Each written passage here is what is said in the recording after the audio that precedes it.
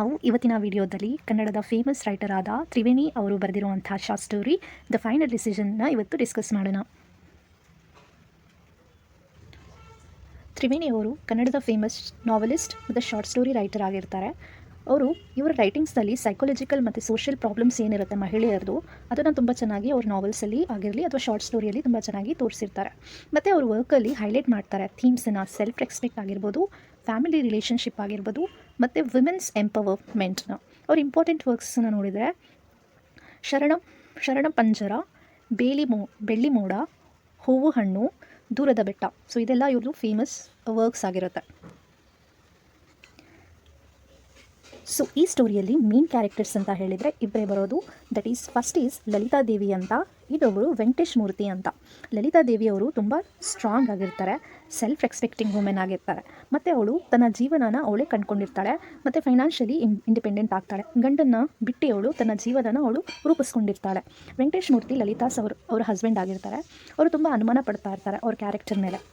So ಅನುಮಾನ ಪಟ್ಬಿಟ್ಟು ಬೇರೆಯವರಿಗೆ ಅವರು ಮದುವೆ ಆಗಿರ್ತಾರೆ, ಅವಳನ್ನ ಬಿಟ್ಟಿರ್ತಾರೆ. ಸೊ ಮತ್ತೆ ಲಾಸ್ಟ್ ಫೈನಲಿ ಬರ್ತಾರೆ, ಸೆಲ್ಫಿಶ್ ರೀಸನಿಂದ ಅವ್ರನ್ನ ಮತ್ತೆ ಮನೆಗೆ ಕರ್ಕೊಂಡು ಹೋಗೋಕ್ಕೆ ಬರ್ತಾರೆ ಅನ್ನೋದು ಈ ಸ್ಟೋರಿಯಲ್ಲಿ ನೋಡ್ಬೋದು ನಾವು. ಸೊ ಈ ಸ್ಟೋರಿ ಏನಿದೆ, ಫೈನಲ್ ಡಿಸಿಷನ್ ಅನ್ನೋದು, ಕೊನೆಯ ನಿರ್ಧಾರ ಅಂತ ನಾವು ಕನ್ನಡದಲ್ಲಿ ಹೇಳ್ಬೋದು. ಒಂದು ಪವರ್ಫುಲ್ ಸ್ಟೋರಿ ಇರುತ್ತೆ. ಸೆಲ್ಫ್ ರೆಸ್ಪೆಕ್ಟ್ ಅಂದರೆ ಫರ್ಗಿವ್ನೆಸ್ ಮತ್ತು ವಿಮೆನ್ಸ್ ಇಂಡಿಪೆಂಡೆಂಟ್ ಅನ್ನೋದು, ಮಹಿಳೆಯರ ಸ್ವಾಭಿಮಾನ ಮತ್ತು ಅವರ ಇಂಡಿಪೆಂಡೆನ್ಸ್ ಬಗ್ಗೆ ಇಲ್ಲಿ ಹೇಳ್ತಾ ಹೋಗ್ತಾರೆ ಅವರು. ಸೊ ಇಲ್ಲಿ ಪ್ರೊಟೋಗನಿಸ್ಟ್ ಅಂದರೆ ಮೇನ್ ಕ್ಯಾರೆಕ್ಟರ್ ಯಾರು ಅಂತ ಹೇಳಿದರೆ ಲಲಿತಾ ದೇವಿ ಅಂತ.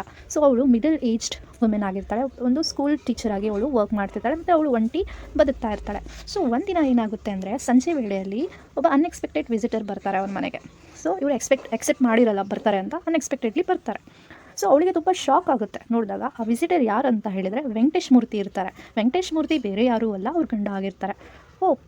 ಅದನ್ನು ನೋಡಿಬಿಟ್ಟು ಅವಳು ತುಂಬ ಶಾಕ್ ಆಗುತ್ತೆ ಅವಳಿಗೆ. ತುಂಬ ವರ್ಷ ಅಂದರೆ 20 ವರ್ಷ ಆದಮೇಲೆ ಅವನು ಮತ್ತೆ ಬಂದಿದ್ದಾನೆ ಅಂತ ಅವಳಿಗೆ ತುಂಬ ಶಾಕ್ ಆಗುತ್ತೆ. ಸೊ ಅವರ ಬ್ಯಾಕ್ಗ್ರೌಂಡ್ ಇಲ್ಲಿ ಸ್ಟೋರಿಯಲ್ಲಿ ಹೇಳ್ತಾ ಹೋಗ್ತಾರೆ. ಸೊ ಇಲ್ಲಿ ಅವ್ರು ಸೂನ್ ಆಫ್ಟರ್ ದರ್ ಮ್ಯಾರೇಜ್, ಅವ್ರ ಮದುವೆ ಆದಮೇಲೆ ವೆಂಕಟೇಶ್ ಮೂರ್ತಿ ಏನು ಮಾಡ್ತಾನೆ ಅಂದರೆ ಫಾಲ್ಸ್ ರೂಮರ್ಸ್ ಅಂದರೆ ಸುಳ್ಳು ಮಾತುಗಳನ್ನು ನಂಬಿರ್ತಾನೆ. ಸೊ ಲಲಿತಾ ಕ್ಯಾರೆಕ್ಟರ್ ಬಗ್ಗೆ ಕೆಲವೊಬ್ಬರು ಜನರು ಮಾತಾಡ್ತಾರೆ, ಅವ್ರ ಮಾತುಗಳನ್ನೆಲ್ಲ ಅವನು ನಿಜ ಅಂತ ನಂಬಿರ್ತಾನೆ. ಲಲಿತಾ ಹೇಳಿರೋ ಮಾತನ್ನು ಅವ್ನು ನಂಬೋದಿಲ್ಲ, ಆದರೆ ಬೇರೆಯವರು ಹೇಳಿರೋ ಮಾತುಗಳನ್ನು ನಂಬಿರ್ತಾನೆ. ಓಕೆ, ಅವಳನ್ನ ನಂಬ್ದೇನೆ ಏನು ಮಾಡಿಬಿಡ್ತಾನೆ, ಅವಳನ್ನು ರಾಂಗ್ ಅಂತ ಪ್ರೂವ್ ಮಾಡ್ತಾನೆ, ಅವಳನ್ನು ಬಿಟ್ಬಿಡ್ತಾನೆ. ಓಕೆ, ಹಿ ಅಬಾಂಡನ್ ಹರ್. ಸೊ ಲಲಿತಾ ಗಂಡ ಏನು ಮಾಡ್ತಾನೆ, ಅವಳನ್ನ ಮನೆಯಿಂದ ಹೊರಗೆ ಹಾಕ್ಬಿಡ್ತಾನೆ. ಸೊ ಲಲಿತಾ ಬೇರೆ ದಾರಿ ಕಾಣದೆ ಅವಳು ಅವ್ರ ತಾಯಿ ಮನೆಗೆ ಬರ್ತಾಳೆ. ಅಲ್ಲಿ ಬಂದಾಗ ಸೋಷಿಯಲ್ ಕ್ರಿಟಿಸಿಸಮ್ನ ಫೇಸ್ ಮಾಡ್ತಾಳೆ. ಅಂದರೆ ಅಲ್ಲಿರುವಂಥ ಸಮಾಜದಲ್ಲಿರುವಂಥ ಜನರು ಏನು ಮಾಡ್ತಾರೆ ಅಂದರೆ ಹ್ಯುಮಿಲಿಯೇಷನ್ ಮಾಡ್ತಾರೆ, ಅವಮಾನ ಮಾಡ್ತಾರೆ. ಏನಂತ, ಗಂಡನ್ನು ಬಿಟ್ಟಿರೋಳು ಅಂತ ಹೇಳಿಬಿಟ್ಟು ಏನೇನೋ ಮಾತುಗಳನ್ನು ಆಡ್ತಾ ಇರ್ತಾಳೆ. ಅವಳು ಇನ್ಸ್ಟೆಡ್ ಆಫ್ ಲೂಸಿಂಗ್, ಜೀವನದಲ್ಲಿ ಭರವಸೆ ಕಳ್ಕೊಂಡೆ ಅವಳೇನು ಮಾಡ್ತಾಳೆ ಅಂದರೆ ಅವಳು ಸ್ಟಡೀಸ್ನ ಕಂಟಿನ್ಯೂ ಮಾಡಿಬಿಟ್ಟು ಎಜುಕೇಷನ್ನ ಮುಂದುವರಿಸಿ ಒಂದು ಇಂಡಿಪೆಂಡೆಂಟ್ ಲೈಫನ್ನು ಬಿಲ್ಡ್ ಮಾಡ್ಕೊತಾಳೆ. ಆ್ಯಸ್ ಎ ಟೀಚರ್ ಆಗಿ ವರ್ಕ್ ಮಾಡ್ತಾಳೆ ಮತ್ತು ಫೈನಾನ್ಷಿಯಲಿ ಇಂಡಿಪೆಂಡೆಂಟ್ ಆಗ್ತಾಳೆ. ಒಂದು ಕಡೆ ವೆಂಕಟೇಶ್ ಮೂರ್ತಿ ಏನು ಮಾಡ್ತಾನೆ ಅಂದರೆ ಇನ್ನೊಂದು ಮದುವೆ ಆಗ್ತಾನೆ, ಅವನು ರೀಮ್ಯಾರಿಡ್ ಆಗ್ತಾನೆ, ಒಂದು ಹೊಸ ಫ್ಯಾಮಿಲಿನ ಸ್ಟಾರ್ಟ್ ಮಾಡ್ತಾನೆ ಅನ್ನೋದು ನಾವು ಅವ್ರ ಬ್ಯಾಕ್ಗ್ರೌಂಡನ್ನು ನೋಡಬಹುದು. ಸೊ ತುಂಬ ವರ್ಷಗಳಾದಮೇಲೆ ವೆಂಕಟೇಶ್ ಮತ್ತೆ ಬಂದಿರ್ತಾನೆ. ಲಲಿತಾಗೆ ಕೇಳ್ತಾನೆ ಅವನು ಮತ್ತೆ ಜೊತೆಲಿ ಬದುಕೋಣ ಬಾ ಅಂತಂದರೆ ಮತ್ತೆ ಕರ್ಕೊಂಡು ಹೋಗಿ ಬಂದಿರ್ತಾನೆ. ಅವನು ಹೇಳ್ತಾನೆ, ಅಡ್ಮಿಟ್ ಮಾಡ್ತಾನೆ, ಒಪ್ಕೊತಾನೆ, ಅವನು ತುಂಬ ತಪ್ಪನ್ನು ಮಾಡ್ದ, ಅವಳ ಜೊತೆ ಆ ರೀತಿ ಮಾಡಬಾರ್ದಿತ್ತು, ರೂಮರ್ಸ್ನ ನಂಬಾರ್ದಿತ್ತು, ಸುಳ್ಳು ಮಾತುಗಳನ್ನ ಕೇಳಿಬಿಟ್ಟ ಅಂತ ಈ ರೀತಿ ಎಲ್ಲ ಹೇಳ್ತಾನೆ, ಕ್ಷಮೆ ಕೇಳ್ತಾನೆ. ಲಲಿತಾ ಅದನ್ನು ಕೇಳಿಸ್ಕೊಂಡು ಕೋಲ್ಡ್ ಸರ್ಕ್ಯಾಸ್ಟಿಕ್ ಆಗಿರ್ತಾಳೆ. ಅವಳು ಏನೂ ರಿಯಾಕ್ಟ್ ಮಾಡೋದಿಲ್ಲ. ಸೊ ಅವಳು ಒನ್ ಟೈಮಲ್ಲಿ ಥಿಂಕ್ ಮಾಡ್ತಾಳೆ, ಅವಳನ್ನ ಕ್ಷಮಿಸೋದಕ್ಕೆ ಥಿಂಕ್ ಮಾಡ್ತಾಳೆ ಮತ್ತು ಹೊಸ ಜೀವನ ಸ್ಟಾರ್ಟ್ ಮಾಡಬೇಕು ಅಂತ ಯೋಚನೆ ಮಾಡ್ತಾಳೆ ಒನ್ ಟೈಮ್. ಬಟ್ ಆ ಪೇನ್ ಆಫ್ ಬಿಟ್ರೇಯಲ್ ಇದೆಯಲ್ಲ, ಅದು ಮೋಸ ಮಾಡಿರ್ತಾನಲ್ಲ ಅವನವಳಿಗೆ. ಸೊ ಅದನ್ನು ಅವಳು ಮರೆಯೋದಕ್ಕೆ ಆಗಲ್ಲ ಅಂತ ಅವಳಿಗೆ ಅನಿಸುತ್ತೆ. ಲೈಕ್ ಲೋನ್ಲಿನೆಸ್, ಅವಳು ತುಂಬ ಸ್ಟ್ರಗಲ್ ಪಟ್ಟಿರ್ತಾಳೆ ಒಬ್ಬಳೆ. ನೆಕ್ಸ್ಟು ಅವಳು ಸೆಕೆಂಡ್ ವೈಫ್ ಬಗ್ಗೆ ಕೇಳ್ತಾಳೆ, ವೆಂಕಟೇಶ್ ಮೂರ್ತಿಗೆ ಕೇಳ್ತಾಳೆ. ಸೊ ಅವ್ನು ಹೇಳ್ತಾನೆ, ಅವಳು 2 months ಅರ್ಲಿಯರ್ ಸತ್ತು ಹೋಗಿರ್ತಾಳೆ, ಆದರೆ 2 ತಿಂಗಳಾಗಿರುತ್ತೆ ಸತ್ತು ಹೋಗಿದ್ದಾಳೆ ಮತ್ತು 5 ಚಿಲ್ಡ್ರನ್ಸ್ ಇದ್ದಾವೆ ಅಂತ ಹೇಳ್ತಾಳೆ. ಸೊ ಈ ಮಾತನ್ನು ಕೇಳಿಬಿಟ್ಟು ಸಡನ್ನಾಗಿ ಲಲಿತಾಗೆ ರಿಯಲೈಸ್ ಆಗುತ್ತೆ ಅವನು ಯಾವ ಉದ್ದೇಶಕ್ಕೋಸ್ಕರ ಬಂದಿದ್ದಾನೆ. ಸೊ ಅವನು ಸೆಲ್ಫಿಶ್ನೆಸ್ ಇದೆ ಇಲ್ಲಿ ಬಂದಿರೋದು ಅಂತ ಅವಳಿಗೆ ಅರ್ಥ ಆಗ್ತಾ ಹೋಗುತ್ತೆ. So he need someone to take care of his children. ಅವ್ರ ಮಕ್ಕಳಿಗೆ ನೋಡ್ಕೊಳ್ಳೋದಕ್ಕೆ ಯಾರೂ ಇಲ್ಲ, ಅದಕ್ಕೆ ಇವನು ನನಗೆ ಕರೆಯೋದಕ್ಕೆ ಬಂದಿದ್ದಾನೆ ಅಂತ ಅವಳಿಗೆ ಗೊತ್ತಾಗ್ತಾ ಹೋಗುತ್ತೆ. ಮತ್ತು ಮನೆ ಕೆಲಸ ಅಥವಾ ಮನೆ ಚಾಕರಿ ಎಲ್ಲ ಮಾಡೋದಕ್ಕೆ ಅವನು ನನ್ನ ಕರ್ಕೊಂಡು ಹೋಗಿ ಬಂದಿದ್ದಾನೆ ಅಂತ ಅವಳು ಅರ್ಥ ಮಾಡ್ಕೊತಾಳೆ. So she understand her happiness and feeling are not his priority. ಇವಳು ಖುಷಿ ಆಗಿರಲಿ, ಅವ್ಳ ಫೀಲಿಂಗ್ಸ್ ಎಲ್ಲ ಅವನಿಗೆ ಇಂಪಾರ್ಟೆಂಟ್ ಅಲ್ಲ, ಪ್ರಿಯಾರಿಟಿ ಅಲ್ಲ, ಬರೀ ಅವನ ಅವಶ್ಯಕತೆ ಇದೆ ಅಂತ ಹೇಳಿಬಿಟ್ಟು ಅವನು ಇಲ್ಲಿ ಬಂದಿದ್ದಾನೆ ಅಂತ ಅವಳಿಗೆ ಗೊತ್ತಾಗ್ತಾ ಹೋಗುತ್ತೆ.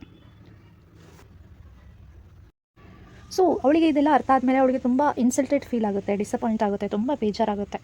ಈ ವ್ಯಕ್ತಿ ಇನ್ನೂ ಕೂಡ ಚೇಂಜ್ ಆಗಿಲ್ಲ, ಅವ್ನ ಸೆಲ್ಫಿಶ್ನೆಸ್ ಅಥವಾ ಅವ್ನ ಸ್ವಾರ್ಥಕ್ಕೋಸ್ಕರ ಇಲ್ಲಿ ಬಂದಿದ್ದಾನೆ ಅಂತ ಅವಳಿಗೆ ಅರ್ಥ ಆಗುತ್ತೆ. ಅವಳು ಫರ್ಮ್ಲಿ ರಿಜೆಕ್ಟ್ ಮಾಡಿಬಿಡ್ತಾಳೆ ಆ ಪ್ರಪೋಸಲ್ನ. ಅವಳು ಹೇಳ್ತಾಳೆ ಬರೋದಿಲ್ಲ ಅಂತ ಅವಳು ಹೇಳ್ತಾಳೆ. ಅಂದರೆ ಇಲ್ಲಿ ಫೈನಲ್ ಡಿಸಿಷನ್ನ ಅವಳು ಹೇಳ್ತಾಳೆ. So she tells him to leave and refuse to sacrifice her dignity. So refuse ಮಾಡ್ತಾಳೆ, ರಿಜೆಕ್ಟ್ ಮಾಡ್ತಾಳೆ. ಓಕೆ, ಸ್ಯಾಕ್ರಿಫೈಸ್ ಮಾಡೋದಕ್ಕೆ ಅವಳು ರೆಡಿ ಇಲ್ಲ. ಓಕೆ, ಅವಳು ಡಿಗ್ನಿಟಿ ಆಗಿರ್ಬೋದು, relationship built on selfish motives. ಆ ರಿಲೇಷನ್ಶಿಪ್ ಇವಾಗ ಹೋದರೆ ಅದು ಒಂದು ಸೆಲ್ಫಿಶ್ ಮೋಟಿವ್ನ ಮೇಲೆ ಡಿಪೆಂಡ್ ಆಗಿರುತ್ತೆ. ಅದಕ್ಕೋಸ್ಕರ ಅವಳು ಅದನ್ನು ಒಪ್ಕೊಳ್ಳೋದಿಲ್ಲ, ರಿಜೆಕ್ಟ್ ಮಾಡ್ತಾಳೆ. ಸೊ ವೆಂಕಟೇಶ್ ಡಿಸಪಾಯಿಂಟೆಡ್ ಆಗಿ ಅಲ್ಲಿಂದ ಹೋಗ್ತಾನೆ. Lalitha remains strong and confident in her decision. ಲಲಿತಾದ ಕೊನೆಯ ನಿರ್ಧಾರ ಅಥವಾ ಫೈನಲ್ ಡಿಸಿಷನ್ ಏನಿರುತ್ತೆ ಅದು ಕರೆಕ್ಟ್ ಇರುತ್ತೆ. ಅದನ್ನು ಅವಳು ಕರೆಕ್ಟ್ ಅಂತ ನಂಬ್ತಾಳೆ ಮತ್ತು ತುಂಬ ಸ್ಟ್ರಾಂಗ್ ಫೀಲ್ ಮಾಡ್ತಾಳೆ ಮತ್ತು ಕಾನ್ಫಿಡೆಂಟಾಗಿ ಫೀಲ್ ಮಾಡ್ತಾಳೆ ಅನ್ನೋದು ಇಲ್ಲಿ ನೋಡ್ಬೋದು. ಒಬ್ಬ ಸ್ಟ್ರಾಂಗ್ ಮಹಿಳೆನ ರೈಟರ್ ಇಲ್ಲಿ ತುಂಬ ಚೆನ್ನಾಗಿ ತೋರಿಸಿದ್ದಾರೆ ಈ ಸ್ಟೋರಿ ಮೂಲಕ. ಸೊ ಇಲ್ಲಿ ಥೀಮ್ಸ್ ನೋಡ್ಬೋದು: ವಿಮೆನ್ ಸೆಲ್ಫ್ ರೆಸ್ಪೆಕ್ಟ್ ಮತ್ತು ಎಂಪವರ್ಮೆಂಟ್, ಟ್ರಸ್ಟ್ ಮತ್ತು betrayal, forgiveness and its limits, independence and self reliance, social prejudice against womens. So these are the important themes of the story ಅಂತ ನಾವು ಹೇಳ್ಬೋದು. ಓಕೆ.